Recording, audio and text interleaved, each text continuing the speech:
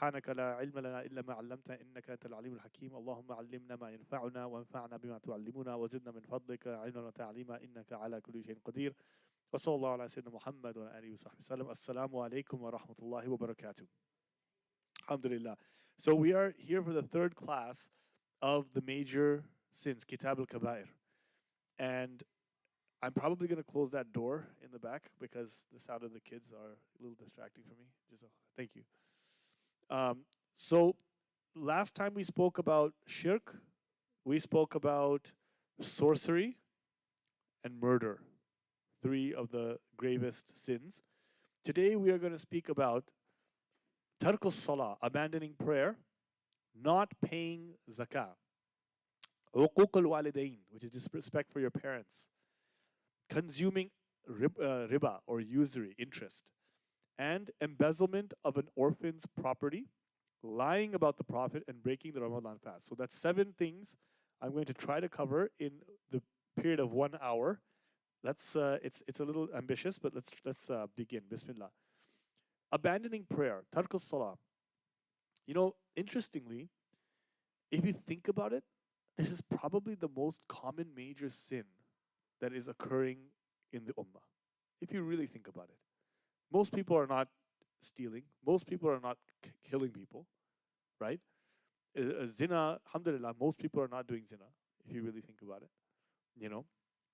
But abandoning prayers, missing your prayers, is something that is, unfortunately, if I really wonder sometimes, if you were to take a poll of Muslims and say, how many people pray their 5 times daily prayer? And then if you were to ask, well, first let's go even before that. Do you ever pray? Okay, so there are Muslims who, you know, we call them Eid Muslims. Okay, they pray twice a year. And there are some Muslims who pray just Jummah alone. So in this society, when they say, do you pray? If you pray Jummah once a week, that's considered, you know, this person is a practicing Muslim. Okay? Right? They say mosque observance for Muslims is sky high, record numbers. But they're not realizing that once a week attendance is actually, it's a blessing, but it's not where we're supposed to be. And then there are those who try to pray every day. Alhamdulillah. That's getting much better. And then, you know, there's some that, you know, they get some prayers, they miss some prayers. Now, there's a difference here between do you intend to pray or do you not even intend to pray? Do you miss it because you slept through Fajr, which happens to everybody once in a while, perhaps, you know, because it's more to do with something like your sleep schedule, your laziness, your how tired you are. That's a different question. I'm not talking about that. I'm talking about the person who goes to sleep at night and has no plan to wake up. They say, "I gotta wake up at 8 a.m." Whenever I hear a Muslim saying that, like, "Oh, yeah, I gotta go sleep. I gotta wake up at 8 a.m. tomorrow," it's like, okay, but no, you gotta wake up at 6 first, then 8, right? That's how it works. That's different if someone has no intention. Or for example, it's Maghrib, it's Dhuhr, you're at school, you're at work, you're at a wedding, okay? You've got your henna on, okay? You've got all your makeup on. It's Maghrib time. You're at the wedding. What do you do? Wow, what do we do? You look around, all the other Muslims are still dancing, all the other Muslims are still eating kebabs. Is anybody gonna pray? Like, no one's gone off to pray. Then you just see one auntie in the corner, mashallah, prayed in the corner. What is this? This is all major sin when we're missing it, right? I'm not judging only one or the other. Men and women do it both, of course. But there's certain situations that we get into where we feel like we can't pray, right? Sometimes people don't pray. There are different reasons why people don't pray. Sometimes people don't pray out of laziness. I can't be bothered to make wudu. You know, I don't want to make wudu. If anybody has kids, you probably heard this too. Baba, do I have to go make wudu? It's cold. Water is cold. Okay. Or some people, they feel too guilty to pray. They have guilt in their heart, so they don't want to pray. I remember when I first became Muslim, and honestly, it was my naivety. I thought all Muslims pray. because I heard Muslims pray 5 times. I thought Muslims pray. So I remember, um, it's so strange. I would go to see my some Muslim guys hanging out in the dorms of my university, and it was Saturday night, and they were all getting ready and everybody, right? So I said to him, "Hey, where are you guys going?" He said, "We're going to the club." And I said, "All right, cool. You guys want to pray Isha?" And then they looked at me. They said, they laughed, and they said, "You don't pray Isha and then go to a club." So I was so new. I didn't understand, like, oh, okay, you don't do that, because this happens when you're about to do something you know is wrong, and if you pray, immediately you're gonna feel so guilty for going to a club that you're not gonna want to go to the nightclub, right? You're gonna see things, right? Why? Because Allah says that prayer tanha anil fahsha'i wal munkar. That prayer forbids you from doing obscenities and wrong deeds. The whole science of praying means you are kept in touch with Allah subhanahu wa ta'ala throughout the day. The Prophet ﷺ said, "Can anyone who has a river flowing outside his house and he bathes in it 5 times a day, can that person be dirty?" They said, "Of course not, Ya Rasulullah." He said, "This is like your prayer. You're taking a bath 5 times a day. You wouldn't have to wear deodorant. You wouldn't have to put perfume. You'd be fresh. Your prayer is like this. It's always cleansing you." So there are some people who do that. And there are some people who they believe that their sins are so much from before that they say, if I start praying now, I'll be a hypocrite. Look how many things I did wrong. Not realizing that this is the first step to getting them forgiven. There are others who don't want to let go of their misdeeds. There are some, actually, I spoke to one person who said, he became a scholar, but he didn't pray for many years. So I said, why? And he said, to be honest, I didn't even know how to pray properly. And I was embarrassed to go ask somebody. At this age now, you're going to go ask somebody how to pray. So he said, I just left it. Because sometimes we assume, unless you took your kids and you sat down and you told them Fatiha and you told them this, told them that, you showed them the prayer. A lot of times we assume because you came to the masjid that they must know how to pray. Like, oh, you're seeing Muslims all the time. Don't we do it all the time?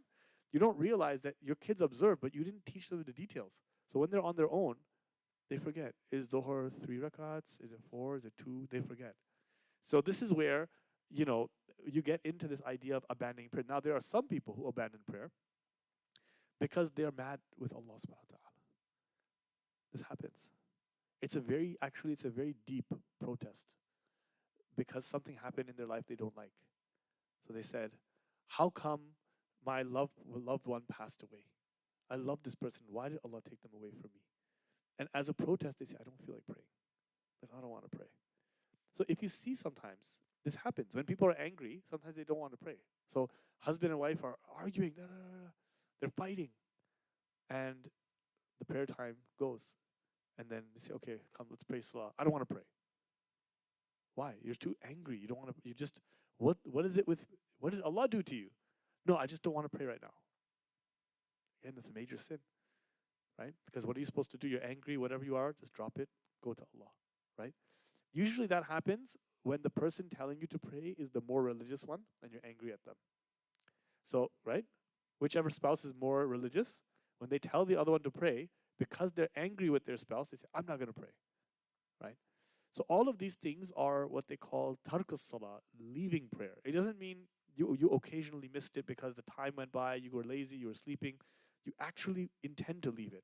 So Allah subhanahu wa ta'ala says, there are a couple of ayat about this. Allah subhanahu wa ta'ala says, فَخَلَفَ مِن بَعْدِهِمْ خَلْفٌ أَضَاعُوا الصَّلَاةَ وَاتَّبَعُوا الشَّهَوَاتِ فَسَوْفَ يَلْقَوْنَ غَيًّا إِلَّا مَنْ تَابَ وَآمَنَ وَعَمِلَ صَالِحًا فَأُولَٰئِكَ يَدْخُلُونَ الْجَنَّةَ وَلَا يُظْلَمُونَ شَيْئًا. And Allah is talking about previous generations. They were succeeded by generations who neglected the prayer. They completely lost it. And they followed their desires, and so they shall be in a valley in hellfire, except that person who repents and believes and does good deeds. They will be entered into Jannah. They will not be wronged in any one bit. So sometimes what happens is a generation is on their prayers, next generation is weaker, next generation until people, and then they say, oh, prayer. I used to see people, my grandparents used to pray namaz. What is this, And this is what happens sometimes. Once We used to hear stories about Tablighi Jamaat. If you guys are familiar with it, they go knock on people's doors and give dawah. They go give dawah to Muslims. When they were they go to like countries like Venezuela, Colombia, Brazil to call people to Muslims back to Islam. 100 years ago, 1 million people from Syria, Lebanon, they migrated. How many of them are still Muslim? Okay, so you'll find people over there that say they're Muslim, but they don't even know the kalima. And once there was a group, Jamaat, passing by, men dressed in turbans and big beards, and old ladies came crying out of their houses. They said, "Who are you people? My grandfather used to look like you." And they would bring them inside the home. These are ladies who are dressed in, skirts and obviously not dressed in hijab in any way. They're not Muslims in any way. And they said, "Look, look," and they'll bring out the prayer mat. "Look, look, bring out the prayer bead. Look, look, oh, I have it still in this corner. My grandfather used to do something on it. I don't even know what he used to do." So the problem is that he was on his prayers, but the next generation didn't take it up. And this is the danger, because this is why prayer is the sign of Islam. Salah is the sign of Islam. When you leave the salah, I'm not saying you're not a Muslim, but you're on that way there that your connection with Allah is not as strong. So what are some other of the hadith? And Allah subhanahu wa ta'ala will, some people in hellfire, it'll be said, مَا سَلَكَكُمْ فِي سَقَرٍ. What landed you in hell? قَالُوا لَمْ نَكُ مِنَ الْمُصَلِّينَ. They say, we were not of those people who used to pray. We were not of those people who used to pray. And there are many other narrations, but let me just tell you some of the hadith. The Prophet ﷺ, he said, الْأَحْدُ الَّذِي بَيْنَنَا وَبَيْنَهُمْ الصَّلَاةِ فَمَنْ تَرَكَهَا فَقَدْ كَفَرَ. The agreement that we have between us and them. Who is them? When new tribes used to become Muslim, they would accept Islam. What did they have to do? They believe Shahada, destroy their idols, and the first thing that they were told to do of Islam, just pray. Don't worry about hijab first. Don't worry about leaving all the haram first. Don't worry about everything else. Don't worry about zakat and hajj. Just learn your salah and start to pray. This is why when someone becomes Muslim, a new Muslim, what is the first thing you do? You grab their hand, you take them to the sink. That's the first thing. Same thing, when I took my shahada, first thing, they said, okay, now this boy is going to go show you how to make wudu. The first thing they did, right? Why? Because that is the most firm thing to hold on to your Islam. So he's saying the agreement that we have between us and between them, the Prophet is saying, is prayer. Whoever leaves the prayer has indeed committed disbelief. So in this case, does this mean that if you stop praying, you're a kafir? Not exactly. What it means is that they rejected the prayer altogether. They we refuse to do it, we're not going to do it, this is not something we do. That is a rejection, that is kufr, that is disbelief. Okay? And it's one of the 5 pillars. Somebody who leaves it because they are lazy? No. And this is why as well, there was actually a debate. There was a debate. What is the punishment in the world of leaving the prayer? And there were some ulama, one scholar, Imam Ahmad ibn Hanbal, was very strict about this. And there were others who said, no, if it's purposely or by accident, there's a difference. The Prophet said, "Man fatathu salat al-asri habita amaluhu." Whoever misses salat al-asr, whoever it passes, then all of his deeds have fallen. And another hadith, "Bain al-abdi wa bain al-shirki tarku salah." Between the servant and between shirk is to leave praying. So one of the things, God forbid, if you ever seen someone who's left Islam, there are people who are very religious, big beards, wearing hijab, doing dawah work, and somehow or another, the shaitan put some doubt, and they started going off the track, okay? And they started getting doubts, but what was the real break? It's when they said, you know what, I'm not going to pray anymore. Right from there, their iman went downhill, and they ended up as non-Muslims, right? When we say these types of things. So we have to be careful. We have to be ask Allah for protection, And yeah, I mean, there are many other things that we can talk about. And so this is the whole point about prayer, because it is a sign of Islam. Now, prayer saves us from so many things as well. Why is it that if you lose your prayer, you can eventually lose your Islam? Because prayer, first of all, when you pray, just the most basic thing, you purify yourself. So it's something where you watch out for impure things. We know, for example, if you drink alcohol, your prayer is not accepted for 40 days. It doesn't mean you still have to pray, but the reward of it is not accepted for 40 days. So what do? Maybe you don't want to drink alcohol. Your prayer is keeping you like this. When you pray, can you pray in undergarments that is revealing your body? No. So you put clothes on, right? Even a sister who doesn't normally wear hijab, when it's time to pray, what does she do? She puts on at least something. It just covers her head with something. When a brother who does not, let's say he's wearing shorts and he's topless, what does he do? He puts something, at least a t-shirt on or something. So the prayer actually puts you into a state in other ways where you have to be a person who has some rules in their life, right? Now, the other reason why people leave praying, what are some other reasons why people leave praying? Anybody know, other than what we've talked about? It's not a test question, just what do you guys think?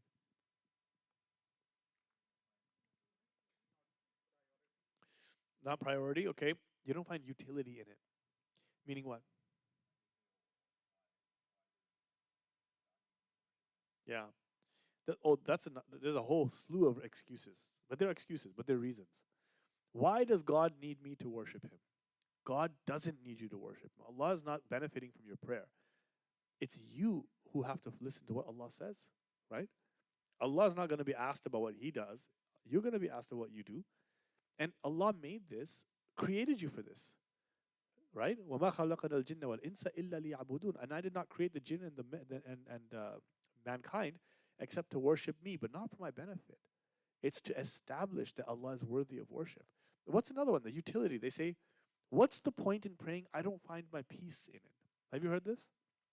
Like, should I keep praying? My mind isn't in it. Have you heard this? I don't even know if I'm getting anything. Then the question becomes, do you only pray to Allah because you want the side benefit of feeling good? Why do you worship Allah? Oh, for a calm feeling. For example, if you ask non-Muslims who are at a meditation retreat, why are you meditating? You're sitting for 3 days, someone's going to teach you how to meditate. Why are you doing that? I want to find inner peace. Okay? So that person is actually serving himself. They're not worshiping God. Even if they think they are, they're not. They're looking for inner peace. So the Muslim actually, even the Muslim who says, I'm not getting anything out of my prayer. Do I really need to pray? That person, it makes the big mistake of confusing why they should be praying. You should be praying because Allah deserves it utterly. And you stand in front of Allah. This is why it's not popular to talk about today, but we stand in front of Allah for slavehood out of love to Allah. What is a slave like? These days we get really triggered by the word slave. Servant, slave, whatever it is. That slave works only for their master, for the pleasure of their master, out of ideally, pure gratitude, love. This is what we're bringing to Allah subhanahu wa ta'ala. When we stand in front of Him, not that we should feel, we're chained to do this, but because we love Allah, Allah gives us everything, so we stand there. So this is often something people who have a deficiency in the feeling of prayer, what they should do is start changing the reason they pray to gratitude and love, and then don't make the benefit the point. Make that the byproduct. That's why those people who devote themselves to standing in front of Allah, one of the great awliya said, he said something like, for 30 years, I suffered through tahajjud. And then for another 30 years, I enjoyed it.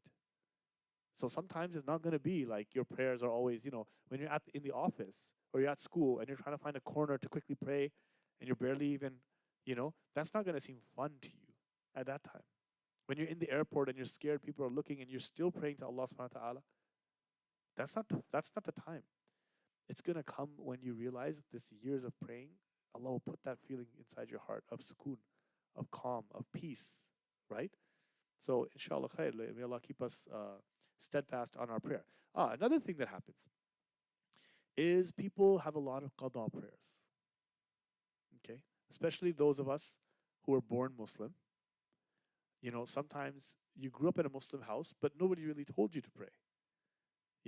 And so basically all of your teens were past not praying. Your 20s were past not praying. 30s were past not praying. Then suddenly Allah opened your heart in Ramadan. Then you started to do everything. You started to turn back. And when you realize it, you have maybe 20 years, 30 years of prayers. Some people have 50, 60 years of prayers to make up. Then people go around and ask for the fatwa. Is it true? Do we have to make them up? Because I saw somewhere someone said that you don't have to make it up. And in reality, let me ask you, if someone said, if you lost $1 million, okay, and someone said, I'll give you the chance to get it back. Just do the work for it, and I'll give you the chance to get it back. Would you rather say, no, I lost it, it's over? Or would you rather try to get it back? You try. But people see their qadas as a burden on them. They see them as it is a debt to Allah. But what you don't realize is Allah will reward you if you pray it back. It's a fard, right? The reward of the fard is very high. So is praying qada fard or not fard? It is fard. The prayer on the time, that's called the ada. The ada, the prayer of the time is fard. If you miss it, it's fard to make it up. Yes, question in the back. Uh-huh. Yeah.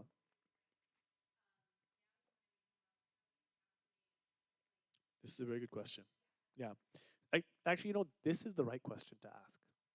And we have to stop this stigma that, this stigma of reaching out and saying, hey, I need help. Like, I have to make up prayers. And I remember my sheikh back in Jordan, he used to tell people, you want to learn anything, you want to do anything, first thing you got to do is get on a track to doing your qadas. You don't have to finish them all right now. But if you're going to start learning, if you're going to start doing dhikr, and you're going to start doing this and that, calling yourself talibul ilm, at least get yourself straight with Allah and get your prayers, get on a track. Now, if you have 10, 15 years of prayers, then it doesn't mean they're going to be done right away. So what you do is you calculate the time that you hit puberty for a woman when she got her period, when a man, he had his wet dream, a boy. And then that's the day that your prayers became fard on you, okay? So you count how many days. Let's say like roughly how many years. So I started praying, let's say, when I'm 20 or 30. Let's say you start praying when you're 30. And let's say they got their period or whatever it is, or their wet dream at 15 years. Okay, just saying roughly. That's pretty late, but So let's say you have 15 years that you missed of prayers. 15 times 365, right? Times, that's how many fajrs you have. Then that's how many dhuhrs you have. That's how many asrs you have. So then what do?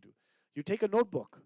Just go buy a little notebook on your phone, and you write down fajr on one page. And every day that you pray fajr, you make up one fajr. One. Every day you pray fajr, you make up one fajr. Two. Like this. Or, now that's the long way, because then if you miss 15 years, you have to wait 15 years to make it up. The faster way to do it is what my sheikh used to recommend, and many others, is you just take some time in the day, 10, 15 minutes, and you make up an entire day right there. Fajr to Isha, just pray Fajr, Dhuhr, Asr, Maghrib, Isha in one shot. Even if it's faster, you're still making it up. Okay? And some people were making up 2 or 3 days of prayer worth every single day. Some people make up 5 days of prayers. And so some people made up 20 years of prayers within 4 years. Right? They got it all back. Now, here's the thing. Can you realize every single prayer that you miss is like a jewel? And Allah is giving you a chance to get it back. He's saying, like, don't lose hope. It's not a burden that you cannot relieve yourself.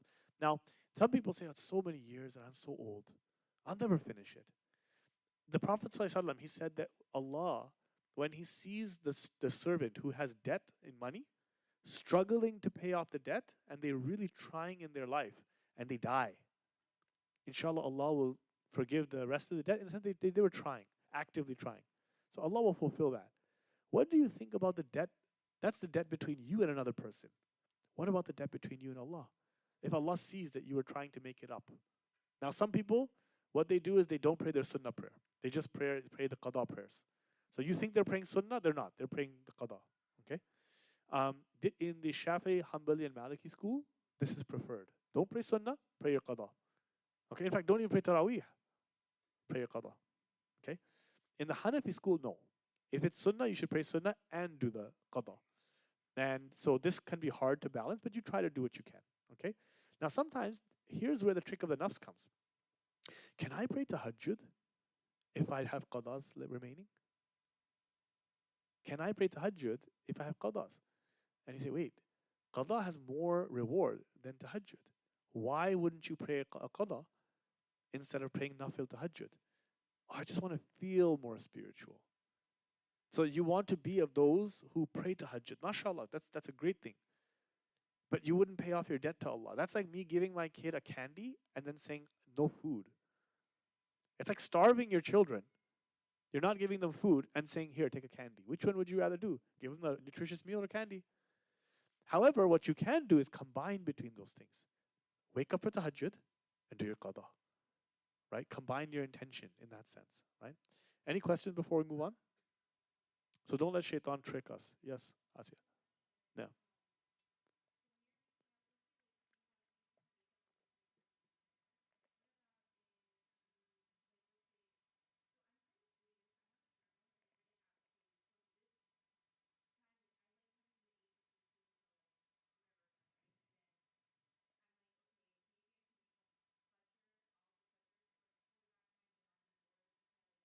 You can do. You can do however you want. However, whatever floats your boat, just get it done. No, no. Yeah, you don't have to do order.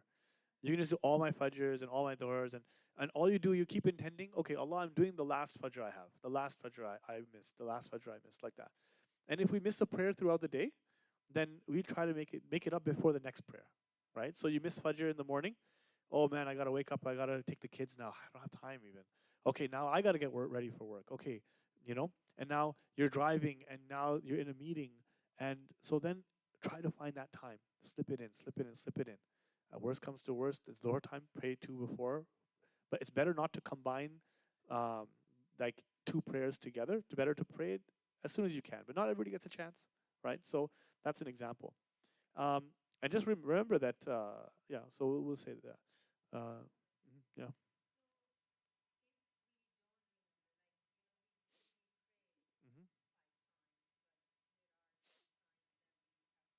Sure.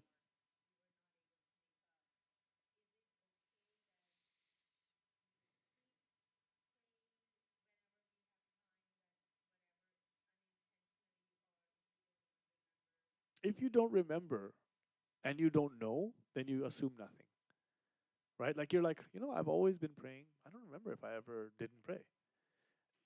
Then don't worry about it. Because at the end of the day, like you're paying back something. It's like saying to somebody, I don't know if I owe you money. Do I owe you money? Do I owe you money? I'll just give you back some money anyway. It doesn't. So it's like Allah has lifted it from your conscience. And this is where we have to ask forgiveness from Allah. Like, for example, when I first became Muslim, I can't guarantee. I don't know if I started praying from day one. I don't know. Now it's too late. I think back and I'm like, how do I even know? Or what was the quality of that prayer when you don't know Fatiha? You know, same thing with sometimes. So remember that no matter our job is to try our best, right, to understand the value of Salah. And if you ever feel despondent about how many prayers you missed, just remember one thing: if you are saying your Salah today, Allah loves you. If you are praying your Salah today, Allah loves you. And so never say to yourself, this is the trick of shaitan, that look, you missed 50 years of prayer. You think 1 year of prayer is going to bring you back? Yes. The minute the servant turns back to Allah, even if they are on their deathbed and they pray their last prayer, we still say they intended. If we could make it up, we would make it all up. Because the intention of the believer can be better than their action sometimes. Only Allah can will that you're going to actually pay it all back. But the intention, no matter how old you are, just write it somewhere and just think about it and start, right? Inshallah. Okay, next one. The next major sin is not, there's so much we can say about prayer, kids and prayer as well. If anybody raises children, one of the hardest things is when, you have to convince children when they're getting older, you got to pray. Now, this is the odd thing. Do you force them? Okay? Or do you let them choose for themselves? This is the big debate. Because what happens is if you're one of those dads that will fight your kids, then you become like a tyrant. For example, I know one person who was telling me that every time he doesn't want to pray because psychologically he just remembers the anger of his father yelling at him to pray. And so therefore prayer now brings about a psychological state of fear and anxiety inside him. Can you imagine? So do we are Muslims, we believe it's fard, but are you going to yell your way, like, let alone, Now, there is a hadith of the Prophet ﷺ, command your kids to pray at 7 and beat them if they don't pray at 9. Okay? There's a hadith about that. What does that mean? For what time and place? Maybe there was definitely a time and place. There was a time and place where madrasa, in Islamic schools, you're not reading Quran properly, you know? Now, that, for obviously we're not talking about a very savage hit, but it's just like, now that in that time and culture and context, maybe it was normal.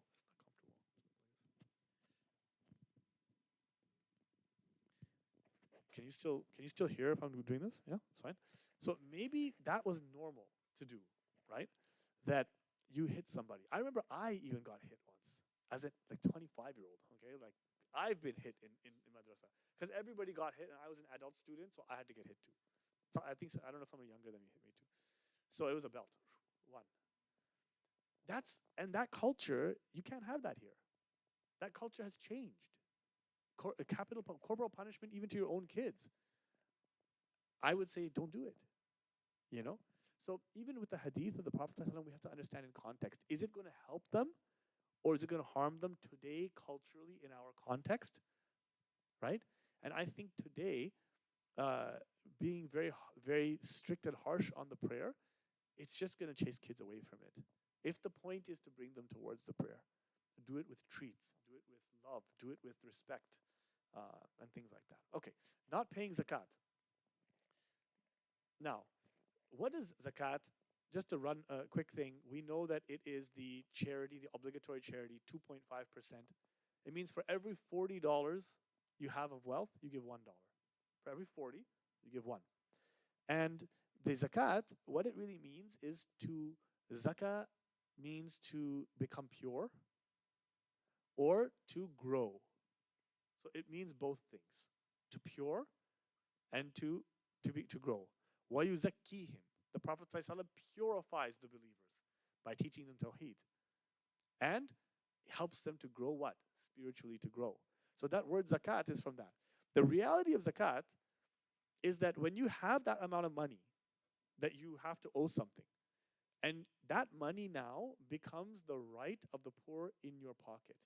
So it is no longer your right. It's not charity. Technically speaking, zakat is not charity in the real sense. Because charity is something voluntary. And is zakat voluntary? No, it's fard. It's fard. So in other words, you will get rewarded for doing it, but you will also get punished for leaving it. Right? Allah subhanahu wa ta'ala says, وَيْلُ لِلْمُشْرِكِينَ الَّذِينَ لَا يُؤْتُونَ الزَّكَاةَ وَهُمْ بِالْآخِرَةِ هُمْ كَافِرُونَ. And woe to the polytheists who do not pay zakat and are in denial of the hereafter. So immediately we understand that denying zakat is actually a type of kufr. This is why when the Prophet passed away and Abu Bakr was Khalifa, there were some tribes that said, outlying tribes, very far away tribes, they used to pay their zakat to the Prophet ﷺ. And then they said, well, the Prophet is dead. ﷺ, he's passed away, I should say. Astaghfirullah. The Prophet is passed away, ﷺ, and therefore, we don't need to pay zakat. Like, why should we give our money away? And Abu Bakr radiallahu anhu, you know what he said? He said, even if they did not give me a whip, like a piece of string, in igal, the thing that they tie around their head, the Arabs tie around their head, even if they did not pay that to me, and they used to pay to the Prophet ﷺ, I would declare war on them. And Abu Bakr actually did go to war with them. They said, why? Why are you going to war with them? They're doing everything else. He said, no, because this is the pillar of Islam, and denying it is kufr. Because if Allah is saying you have to give zakat, and you're saying I don't need to give zakat, you're changing Islam. Then everybody will come tomorrow and say, I don't have to pay zakat.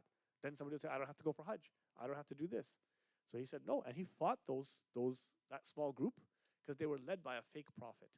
Okay, and those are called the wars of apostasy. So this tells you how important zakat is. Now, what is the purpose of the zakat? What is the purpose of zakat? So what? Cleansing you. Okay.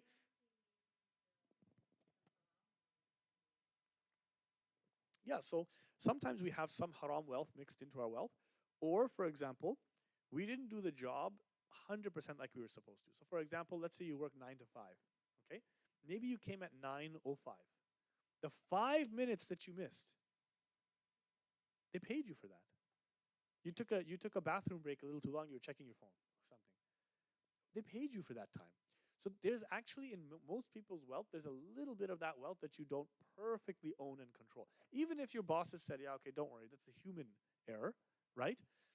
You could have sold something. For example, you're a grocer, and you sold people eggs. They went home and one egg was cracked, finished. They never came back to ask you for the other egg. That's haram wealth you've taken. So this now, when you take this and all of the haram in your wealth and all of your sins, and you do zakah, you purify the rest of your wealth. So 2.5% goes. This is why the Prophet ﷺ, that sin goes away in that money. And when that money goes and hits the hand of the poor person, it turns into barakah. From your hand, it's leaving impurities. This is why one of the Prophet ﷺ's grandson was crawling around in the house and he saw a date. And like babies do, he grabbed the date, put it in the mouth directly. Okay? And the Prophet ﷺ hit the date out of his hand. And he said, "No, my son." He said, "This is not for the family of the Prophet ﷺ. Innama hiya awsakhin nas." He says, this zakat is the filth of people. Awsakh, wasikh. It is the filth of other people. Because they get their sins out. So the Rasul ﷺ's family was not allowed to touch zakat. Even eat a date in zakat, they were not allowed to touch it. Why? Because they are pure. Right? And now,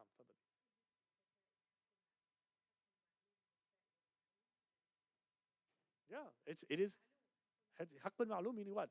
It is a known amount in the pocket for the beggar and the poor. So that means that that money that you have, let's say you have $1,000,000. You have $1,000,000 and you owe a huge amount of zakat. Okay? Don't consider yourself such a charitable person. That's Allah made you give 2.5%. If you hold on to that, you're holding on to poor people's money. How would you feel if there was a homeless person on the street and they had a $5 bill and you took it out of their hand and you kept it? You would feel disgusting.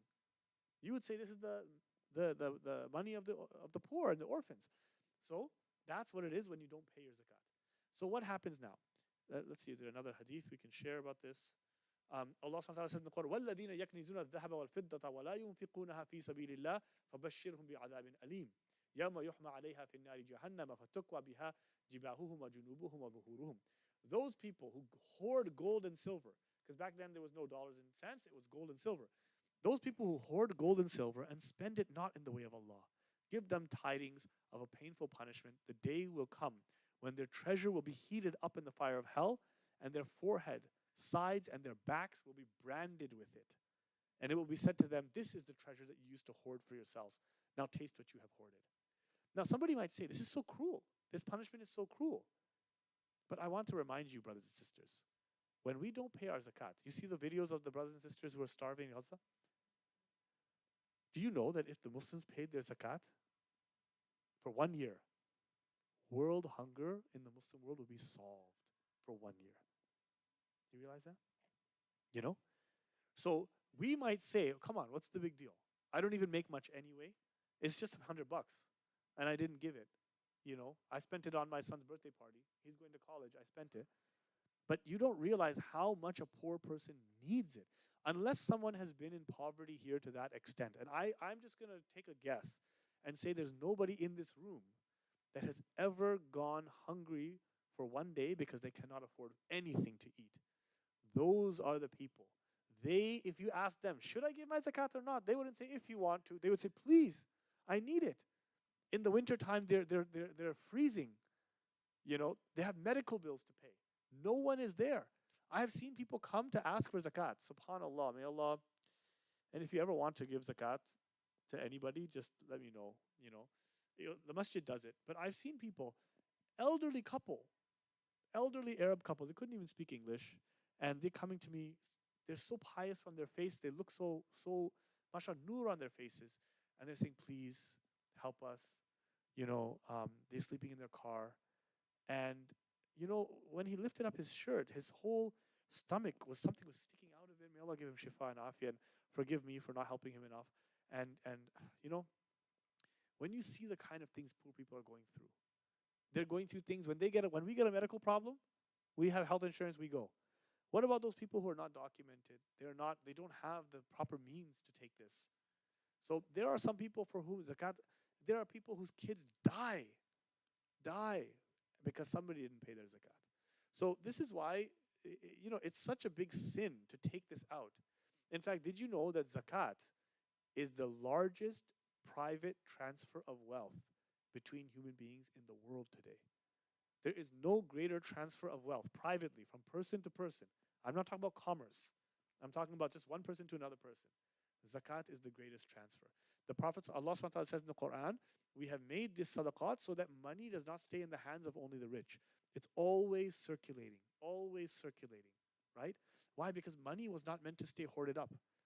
There were people who have $1 billion in their bank account. Tell me, when you die, what good is that going to do? Can't do anything for you. You literally just took it out of the economy, right? So this is the major sin of not paying zakat. And the good news is you can do qada of your zakat. You can go into a previous year and see, was I above the nisab or not? And say, okay, I was, and just estimate and just pay something. You can do that for the years that you missed. Yes.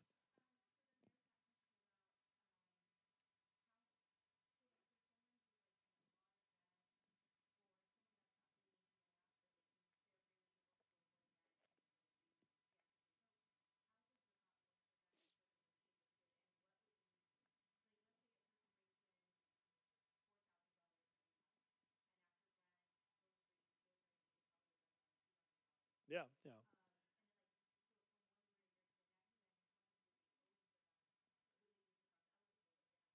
Yeah, I should actually clarify. This is not a class of fiqh of zakat, but basically you have to be above, have a certain amount of wealth to begin with. So I think it's like about 7,000 nisab. You have to have a certain amount called the nisab. It's a certain amount of wealth. If you don't have that amount of wealth to begin with, then you don't have to pay zakat at all. And there's different ways of looking at it. There's silver standard, gold standard. So someone who's struggling with just a few dollars left month to month, usually, unless they're sitting on huge savings, they're probably not going to have to pay zakat.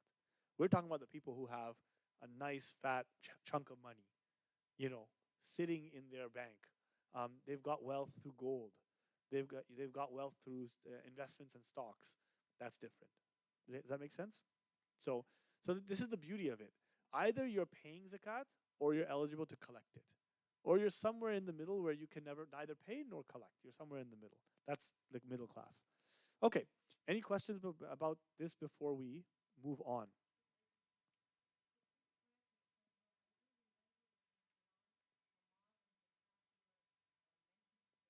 Mhm. Ah, that's a good point. Why is zakat and why is prayer often uh, uh, spoken about together, right? Uh, because of the fact that the prayer is the physical worship of Allah and zakat is the financial worship. And the two things, it actually incorporates many aspects of a human being. When you pray, you're using your body, you're using your lips to speak, you're using your heart. And what else about you is so important? Your wealth, your money. So both of those things, you're spending something from yourself. And this is what tells you as well, they go hand in hand. You know, if we stop the system of zakat, we stop taking care of our poor people. Now, zakat is only for our poor people. It's not for other communities. You can give sadaqah to other communities. Now, some people say, why is it only for Muslims? Why is zakat only for? They're discriminating. Some Muslims think this. Some Muslims say, oh, why can't you pay zakat to not give sadaqah? You want to be charitable. No one's saying don't give charity. But let me ask you, who is taking care of our people? Every community takes care of their people. Who is taking care of our people? So you're more worried about why you can't pay zakat to the non-Muslim when the reality is that Muslims are the ones in the most need of zakat. So it makes sense. SubhanAllah, the poorest countries are usually Muslim countries. Okay, any other questions about zakat before we move on? Okay, the next major sin is uquq al-walidain. So this is called disrespecting one's parent. It's not just disrespect. It's hard to define exactly what it is. It is disrespect. It is disobedience, and there's also limits to this. Just because your parents, sometimes you have it that a parent is oppressive to their children. So, for example, a girl does not want to get married to her cousin back home. She doesn't want to. He's not the same level. She doesn't like him. No. And the parents say, you're going to marry this boy and save our face in the community. Because before you were born, I promised my brother that this would happen. And you're going to, and I'm not saying if this happened to you, by the way, this is wrong. I'm just saying if you don't want to. And then they say, what do they say? You are aq, you are disobedient child. And they label you with this major sin. That's called guilt tripping. This is not what it means. This is not what it means. Okay? Guilt tripping your son and saying you have to become a doctor. Mom, I want to become an accountant. No, you have to. If you don't listen to me, you are like this. Or they say to their kid, they block them from praying. They say you cannot pray. You can't wear hijab. You cannot grow a beard.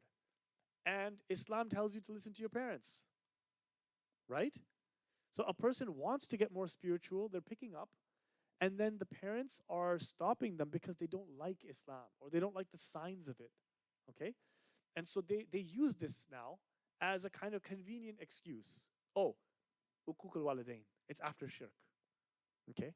So let's read what Allah has to say. وَقَضَى رَبُّكَ أَلَّا تَعْبُدُوا إِلَّا إِيَّاهُ وَبِالْوَالِدَيْنِ إِحْسَانًا. And your Lord has decreed that you worship none but Him and you honor your parents. Do excellence, ihsan towards them. Okay? إِمَّا يَبْلُغَنَّ عِنْدَكَ الْكِبَرَ أَحَدُهُمَا أَوْ كِلَاهُمَا فَلَا تَقُلْ لَهُمَا أُفٍّ وَلَا تَنْهَرْهُمَا وَقُلْ لَهُمَا قَوْلًا كَرِيمًا. And if one of them or both of them reaches old age with you, and then do not say to them, uff. Do not even say uff to them. And don't push them away, but rather say to them a noble word, a kind word. وَخْفِضْ لَهُمَا جَنَاحَ الذُّلِّ مِنَ الرَّحْمَةِ. And lower for them a wing of humility out of mercy. وَقُلْ رَبِّ ارْحَمْهُمَا كَمَا رَبَّيَانِي صَغِيرًا. And say, oh Allah, have mercy on them, just like they had mercy on me when I was small. Why is Allah saying? Why is this ayah, when it talks about respect to parents, why is Allah bringing their old age? Shouldn't you be respectful when you're young too? Why when you're old? Okay, that's when they need you. What else? They're more vulnerable. Because it's hard to disobey your parents when you're a teenager. Your dad is stronger than you. Your mom is more, dominant than you. So at that time, you're scared. When your parents are in their 90s, you're not scared of them anymore. There's no threat they can give you anymore. What are they going to say? You're not going to get your allowance? What are they going to say? So what happens? The parents calling, telling, like, okay, mom, okay, mom. That's like the least. This is why Allah is saying, when your parents become older, this is another thing in the ayah, is an implication that your parents will annoy you. Sorry to say it like that. Your parents will get on your nerves. I'm not saying that they're wrong, but you will feel irritated because you think you're a big person. Happens to me. Happens to me too.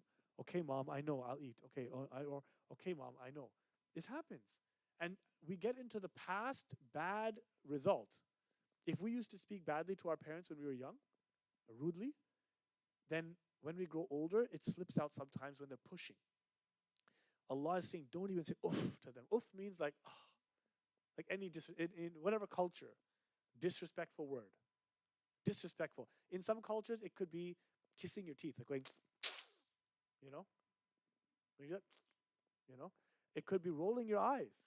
Don't even do that little gesture to your parents. And this is a very hard ibadah indeed. Because you can say, oh, I never said oof to my parents, but I said, come on, okay. I said, right? I said, go away. Or I said, whatever. So, the whole point is this is a very high act of ibadah. And don't push them away when they come towards you. Say a nice word to them. Okay, mom. All right, no problem. I'll pay my taxes. Okay, all right. Thank you. Yes, I will tell her. Okay. Say a nice word. Let them down easy, right? And, subhanAllah, lower for them the wing of humility. What does that mean? To lower the wing of humility. Anybody know? I mentioned this in khutbah last week or 2 weeks ago. What does it mean to lower the wing of humility?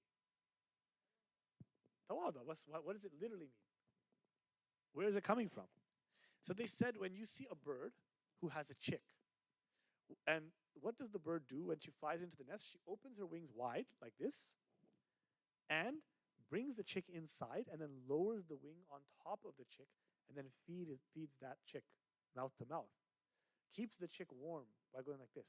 That is lowering the wing of humility out of rahmah, that you take your parents who are needy and old and you bring them like this. Okay? They should not feel any sense that we are not honored, we are not obeyed, we are not listened to. Now, does it mean you're not going to have difficult parents? Some people have difficult parents. I'm just say it. Some people have parents who are plain wrong.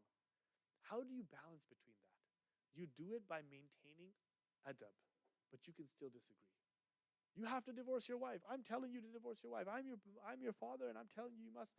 You can say, no, Dad, I'm sorry. I don't want to divorce my wife. I'm not going to do that. I'm sorry. Or they're saying, you cannot move out of the house. How dare you go and you get an apartment separate with your wife because she wants. Is she telling you to do this? Is she telling you have to move out? You have to live here forever. I'm the one who built this house. I raised you. You say, no, Mom, I'm sorry. I have to watch out for my own marriage. Okay? I have to get my own space. It's okay. Why? Because Islam gives you that right. But you try as much as you can to please them. If you please them, you get rewarded for it. And if you don't agree with them, you still have to be kind, honorable, and respect them. This is why, what is the dua at the end? And just say, oh Allah, have mercy on them. The way that they had mercy on me when I was small. Because at the end of the day, you see that, mashallah, your kid running around over there, right? We were all like that. We were all completely oblivious. Completely oblivious. And it was because of the sleepless nights that our mother put in, and our father, that, because of that, we're surviving today. So is it, how ugly is it? How ugly that when you become older, you are now pushing your parents away. Now, we're living in a time today, and I can't make this a parenting lecture, but we're living in a time today where the question is not now, do you disrespect your parents? They're asking, did you disrespect your child? That's the greater focus in our society today. And I understand because we've done a lot of wrong things to our children culturally. So we do have to ask some things. But in reality, the rights of parents are gone out the window. In fact, there are psychologists clearly saying, you have no right as a parent. You had the child, you have responsibilities, you have no rights whatsoever. This is the state that we've come to, where the child has more rights than the parents. And we are being schooled more about respecting our children. And our children, shut up, mom. Okay, junior. You have to now serve the child. Make sure the child feels good, right? So we're living in a time and place where this is called qalb al-haqa'iq, when priorities become. You like my accents, huh? So it's akhir zaman. Of course, it's akhir zaman, right? So at the end of the day, the rights of parents are so high that one man came to the Prophet ﷺ. He left his tribe. He became a Muslim. And he said, O Rasulullah, I have migrated to you. And he wanted to fight with the Prophet ﷺ. And the Prophet ﷺ said, and he boasted, he said, O Rasulullah, I left my parents crying and I've come to you. Good Muslim? He said, Prophet ﷺ said, good, okay. Now go back and make them laugh just as you made them cry. Prophet ﷺ saying that you think you're religious, pious by doing this. We know your parents weren't Muslim. We know that your parents weren't religious. But did that give you the ability to just do that? And many of us, people who consider themselves religious, at one point, maybe we disrespected our parents to come to the Islamic program. I'm going to the Islamic program. No, you can't stop me. I'm going to go. How often do you hear that? Right? Storm out of the house, you know? And it's because we have not understood the beginning of Islam, the cradle of Islam. And then years later, then you cry. Then years later, you hear this, and then you go home and you cry. So this is this is why it's a major sin. Because the other thing is, as a parent, nothing can break your heart like your child.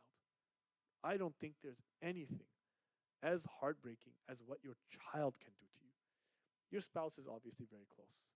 But the greatest pain you have in your heart, I mentioned the other day when my daughter turned 19, alhamdulillah, I said, when you get married, a piece of your heart, it's like it's cut out and it's gone forever. When you're single and you're young, no kids, you're free. You can go travel here, travel there. Even if you like someone and you break up, they don't marry you. You can say, okay, no problem. You can get over it. You're not going to get over your child. No matter where you are in the world, you will still have a worry and concern for them. If something happens, you'll say, okay, I'm coming right now. Even when they're fully capable. Has it ever happened that you go through something and your elderly parents like, I'm buying a ticket, I'm coming. You're like, mom, it's not going to do anything. But their love and concern is such that even when they can't do anything, they will say, I'll come right now.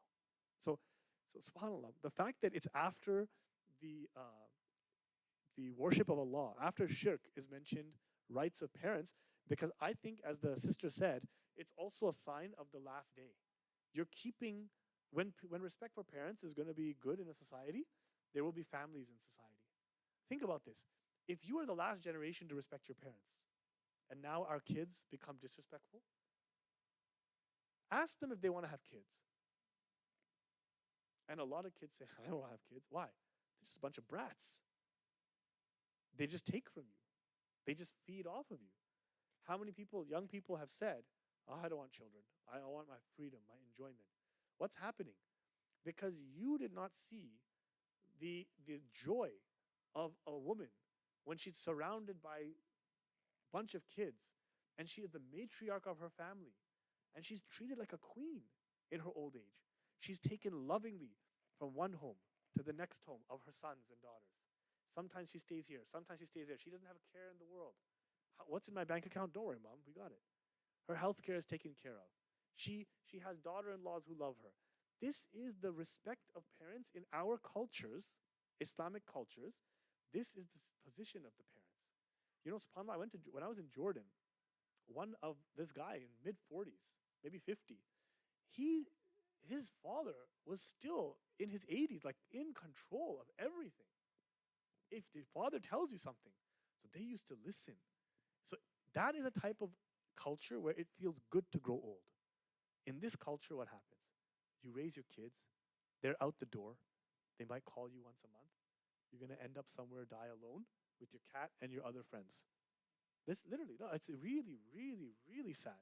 It's really sad. To the point where I was reading an article from Malaysia, which is a Muslim country, by the way, that many years ago I read this, that there are people whose parents are going through dementia, and they drop them off at the hospital, and they just drive away. They drive away. And in Japan, there is a service where you can hire an actor to pretend to be your child. Yes. There are services where you can hire an actor who will come and call you mom, call you dad, and it's all a charade. My son is coming to visit me. And nobody knows, but this guy is not your son. You paid him. You made all the money in your life, but your kids just didn't want to take care of you. Shame on them. Shame on them. Shame on us all if we can't take care of our parents. Different if you don't have the capacity or you can't afford it or this better care somewhere. That's different, right? It's different if your parents were abusive to you and you need to create space. I'm not talking about that. But what happens is once the respect for parents goes, children will not want to have their own kids, families break down, and that's it.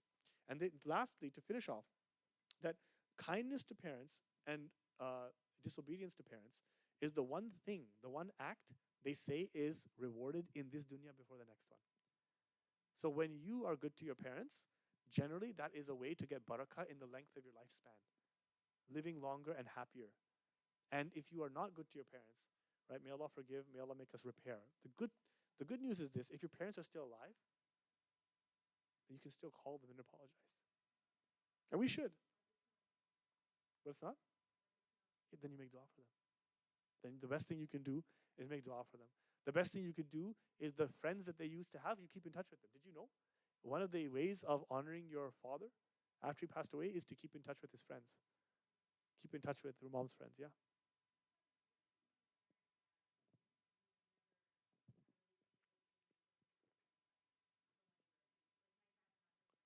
Yeah.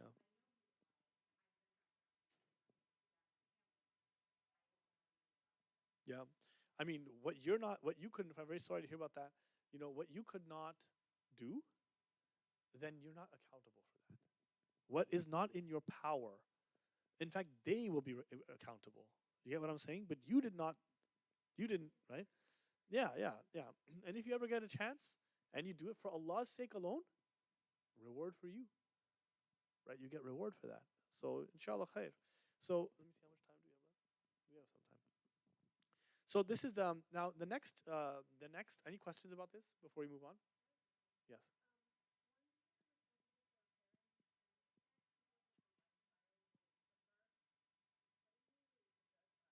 Yeah. This occurs. Yeah. So how do you address that? You firmly stand your ground with it when it's your religion, but everything else you're good to them. Mom, Allah says in the Quran, وَإِنْ جَاهَدَاكَ أَن تُشْرِكَ بِهِ مَا لَيْسَ لَكَ بِهِ عِلْمٌ فَلَا تُطِعْهُمَا. Right? They said, and even if they fight you to join partners with Allah that you do not know anything about, then do not obey them. But uh, but then cooperate in goodness and kindness in your meeting. So that means I'm not going to pray. I'm not going to church, okay? But I will still come to your house at dinner time, and I will join you, and I will help you clean up, and I'll wash the dishes. Oftentimes, the things that they don't want you to do, you can make up for it by doing other things that will honor them. And in time, their hearts change. Not right away. Later on, they see, oh, my practicing child, they didn't listen to me. But they're also the one who comes and helps out the most. So this is, if we are good Muslims, actually we should be the ones that do more for other people. But these days our Islam has just become, you know what I mean? So we're not that way. That is the practicing one, the one who's best to the neighbor? Is it the one? In fact, the funny thing is sometimes the one who is best to everyone else is the lightly practicing Muslim, according to us, what we see outside. In reality, they may be hiding secrets with Allah that Allah is pleased with them. We don't know. You get what I'm saying? So, alhamdulillah. Okay. Unless the Prophet ﷺ said, لا يدخل الجنة عاق ولا مكذب بالقدر, that a person who is disobedient, disrespectful to their parents will not enter Jannah. Oh, that's enough of a warning. That is enough of a warning. SubhanAllah. May Allah subhanahu wa ta'ala save us from that. And okay, the next one, and I think we just have. Is anybody there to call the adhan even? Okay. I'm going to go on for 5 more minutes. The next one is consuming interest or riba. Usury aklu riba. Why do they call it eating interest? Sood ko khana, right? Like say eating akl riba. Why do they call it that? Why do you eat the bribe? When they say in Urdu, they say this, right? Khilana, right? You feed somebody a bribe. Why is that? No. Interest, yeah. Why? No. But it is akin to it, yeah. But because look, because what do you do with money? Mostly actually, what do you do with money? You make the money, but then how do you spend the money every day? On food. So actually your wealth is what you consume. This is why they say eating it, because essentially you're putting it in your body. That's what you're nourishing yourself with. Allah subhanahu wa ta'ala, what does he say? Ya ayyuhalladhina amanu taqullaha wa dharu ma baqiya min al-riba in kuntum mu'minin. O believers, fear Allah, be conscious of Allah, and leave whatever outstanding interest that you have if you people are true believers. Because they used to deal in interest before Islam, and they used to lend out money and say, come on, I've got like $10,000 in interest I'm supposed to get back. Come on.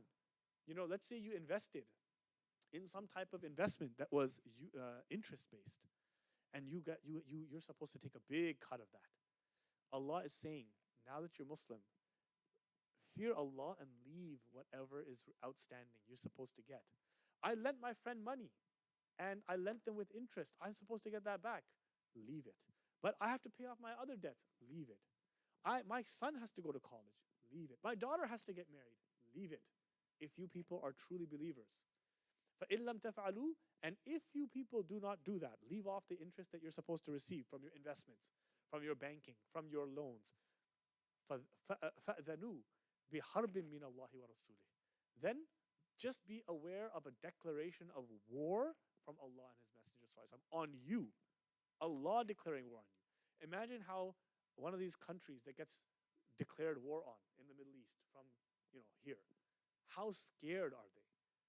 If you hear that they declared war on your home country, they're going to bomb it tomorrow. How scared are you? Everyone, roads are blocked. People are fleeing the country. People are hunkering down. They're in a panic. How would you think if Allah said, I've declared war on you? Now, why do you think riba? There's only two things in Islam that Allah declares war on you. Number one is dealing in interest. What's the second one? No. Harming a wali of Allah. Harming the saint or the friend of Allah. That Allah Himself declares war on you, right? Man adali waliyan faqad adantuhu bil harb. Okay? Whoever harms a friend of mine, special servant, I have declared war on that person because that person has nobody else to defend them. Allah will defend them. So the reason why as well, riba, what's the problem? When I go to the bank, it's just a couple of cents. What is the problem with riba? Let me ask you guys, what do you think is really the crime of riba here? What's the crime of interest? What's the big deal? Yeah. Okay.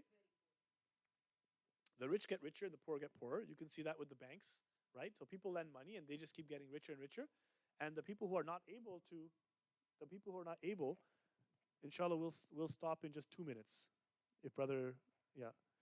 So the people who get rich, they get richer and richer. And the people who are poor, they're struggling under credit card debt.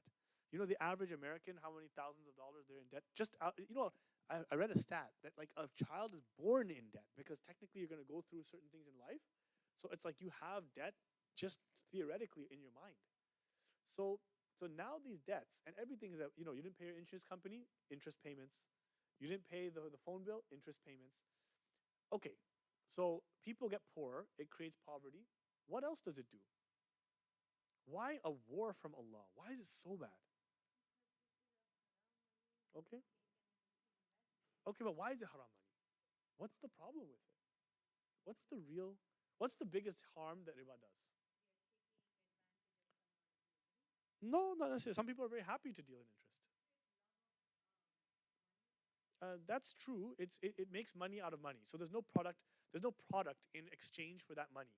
It's just money on money. There's no productive increase.